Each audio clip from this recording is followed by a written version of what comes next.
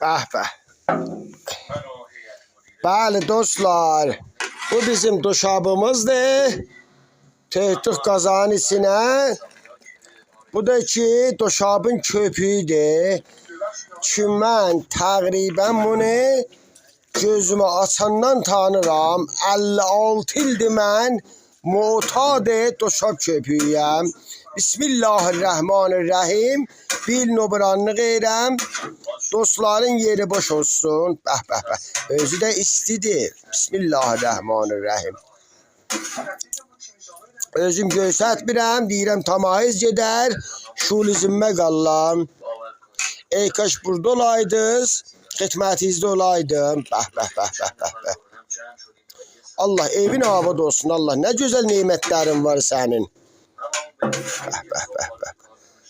Bəh bəh bəh. Ey kaş burada olaydınız, yeriniz boş. Şad qalın, şad yaşayın. Qoy bir dənə yiyeyim ondan sonra. Aha.